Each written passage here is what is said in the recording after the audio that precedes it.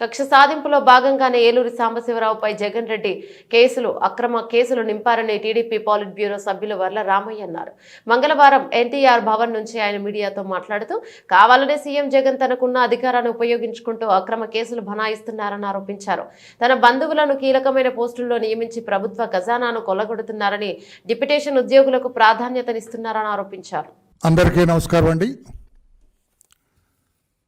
ముఖ్యమంత్రి గౌరవనీయ జగన్మోహన్ రెడ్డి గారు చాలా కొత్త మోడస్ ఆపరాండిస్ మొదలుపెట్టారు. ఎంఓ అంటారు, మోడస్ ఆపరాండి అంటే కొత్త విధానాలు. ఈ కొత్త విధానాలు, కొత్త మోడస్ ఆపరాండిస్, ఇది ఇటాలియన్ వర్డ్, మోడస్ ఆపరాండి. ఈ ఎంఓస్ దేనికి? రాష్ట్ర ఖజానా నింపటానికి కాదు, రాష్ట్ర ప్రజలకు ఉపయోగపడటానికి కాదు, తన సొంత ఖజానా, తన జేబులు నింపుకోవటానికి ప్రభుత్వ యంత్రాంగాన్ని కొత్త చట్టాలను కూడా తీసుకొస్తూ ఉన్నారు. అందులో ఒకటి Andhra Pradesh state directorate of revenue intelligence. Andhra Pradesh state directorate of revenue intelligence. ఇది సెంట్రల్ గవర్నమెంట్ జిఎస్టీ ట్యాక్సెస్ అందరు కడుతున్నారా లేదని ప్రతి స్టేట్లో ఏర్పాటు చేసుకోమని చెప్పింది సెంట్రల్ గవర్నమెంట్, నేను కాదంటలేదు.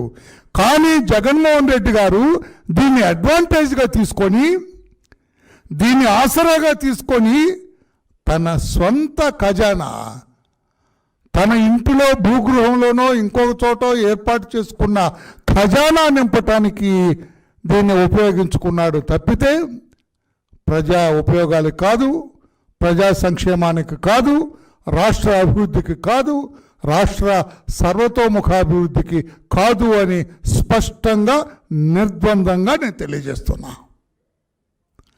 దీన్ని 2017లో ఆయన అధికారంలోకి వచ్చిన తర్వాత ఏర్పాటు చేశారు.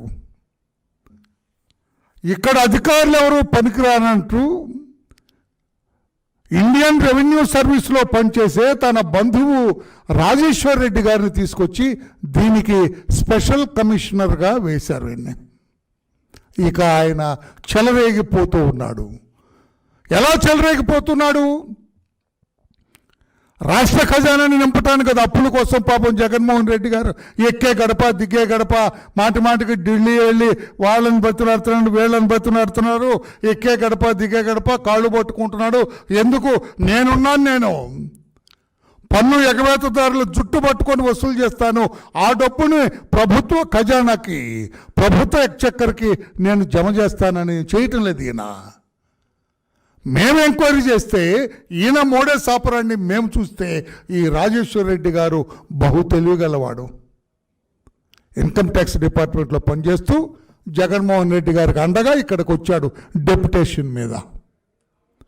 ఇటువంటి ప్రాధాన్యత కలిగిన పొజిషన్స్లో గతంలో ఉన్న ముఖ్యమంత్రులు ఎవరు డెప్యుటేషన్ మీద వచ్చిన వాళ్ళకి అవకాశం ఇవ్వరు, వాళ్ళకి బాధ్యతలు ఉండవు. ఈరోజు ఉంటారు, మరి వాళ్ళ డిపార్ట్మెంట్కి వాళ్ళు వెళ్ళిపోతారు. అందుకని స్టేట్ సర్వీస్లో ఉన్న వాళ్ళని, ఇక్కడ ఉన్న వాళ్ళనే వేస్తారు జనరల్గా. కానీ తన బంధువు కనుక ఈ రాజేశ్వర్ రెడ్డి గారిని స్పెషల్ కమిషనర్గా వేశారు. ఆయన ఏం చేస్తారు? జగన్మోహన్ రెడ్డి గారు సూచించిన వాళ్ళు, జగన్మోహన్ రెడ్డి గారికి వ్యతిరేకంగా మాట్లాడే పారిశ్రామికవేత్తలు, జగన్మోహన్ రెడ్డి గారి పార్టీకి వ్యతిరేకంగా వ్యవహరించే వాళ్ళు, రామోజీ గారి మార్గదర్శి లాంటివి, లేకుంటే మా గళ్ళా జయదేవ్ గారు లాంటి కంపెనీలు, వీటన్నిటి మీద పడతారు. ఆయన నోటీసులు ఇస్తారు. నోటీసులు ఇచ్చి ఏం చేయాలి? నువ్వు ఇంత జిఎస్టీ ఎగ్గొట్టావనో, ఇంత కమర్షియల్ ట్యాక్సెస్ ఎగ్గొట్టావనో, లేకుంటే ఇది పన్నులు ఎగ్గొట్టావనో ఇచ్చి ఆ డబ్బు రాబట్టి ఖజానాకు జమ చేయాలా? నేను అడుగుతున్నా ఈ రోజున mister Rajeshwar Reddy, the special commissioner of AP state directorate of revenue intelligence, మీరు వచ్చిన తర్వాత ఎన్ని కోట్ల రూపాయలు ఎవరెవరి దగ్గర నుంచి కలెక్ట్ చేసి రాష్ట్ర ఖజానాకు జమ చేశారు?